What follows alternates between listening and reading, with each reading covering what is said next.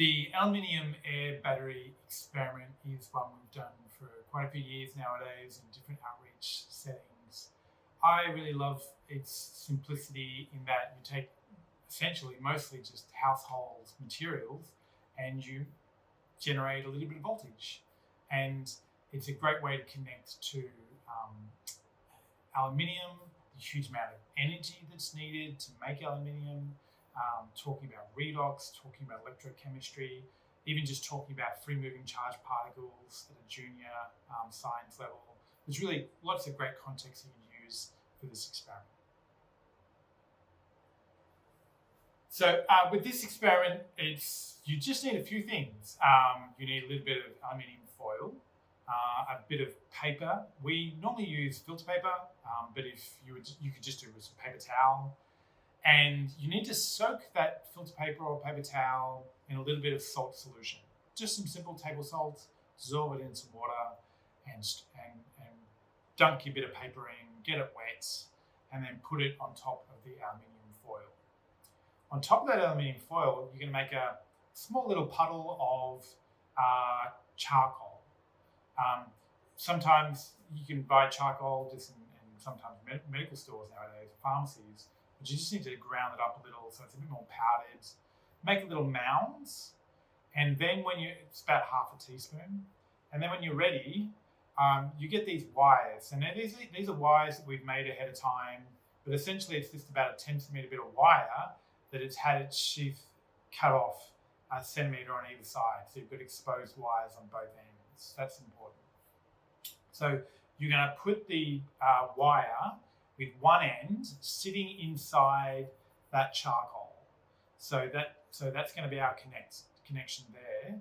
And then when you're ready, sort of just roll it over. So roll one side of the aluminium foil over, roll it over, and then sort of cap the end so the charcoal doesn't go flooding out. And then just give it a press down. I'd say it looks like a bit like a burrito roll, but you might have another names for it.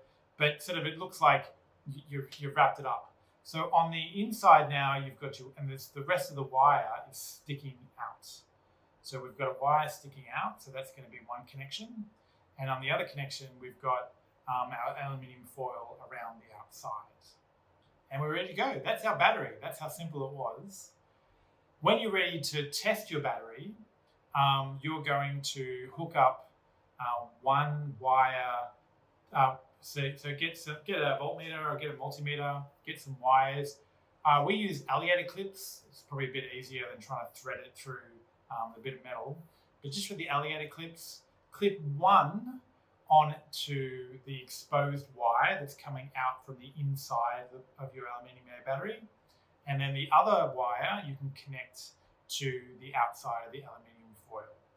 And so that's completed. And then to complete the circuit, just plug it into a voltmeter.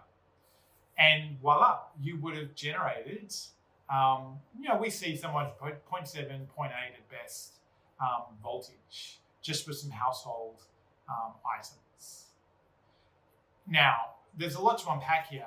If you were doing this with an upper secondary, upper high school class that has had some exposure to redox and electrochemistry, you could talk about how aluminium is a really good reducing agent, oxygen is a really good oxidant, and so you could have the students writing out the half equations, thinking about aluminium going to aluminium hydroxide, the oxygen going to hydroxide, and so that completes our redox equation. But really, to be honest, I just love just seeing people's faces go, oh, wow, that's voltage. I've made voltage just with some simple things.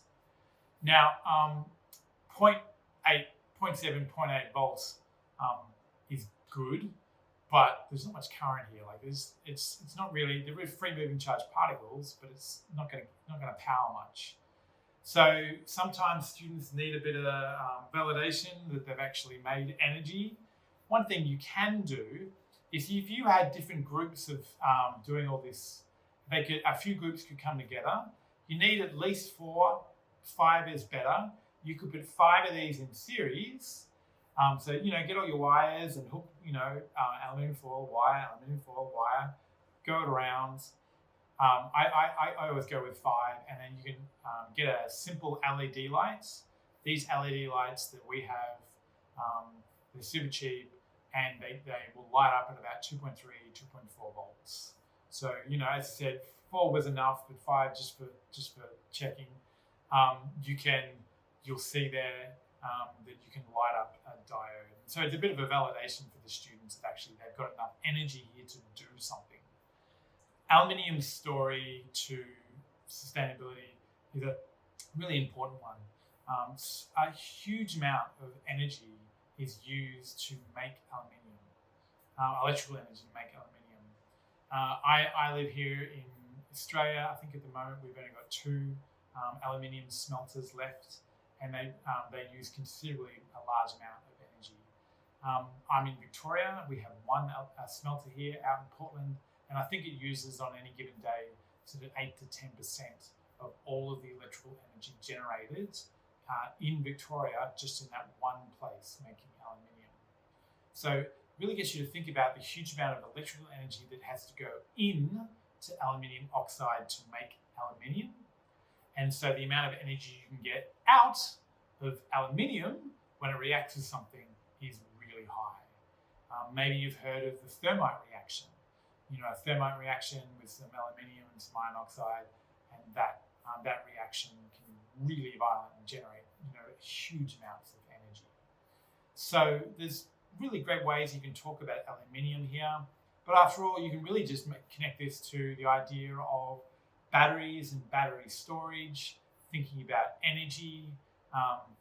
This is a primary cell, but then you could talk about secondary cells and rechargeable cells. So just making this super simple battery out of some household ingredients can lead to some really great conversations with your students about electrochemistry and its importance for our sustainable future.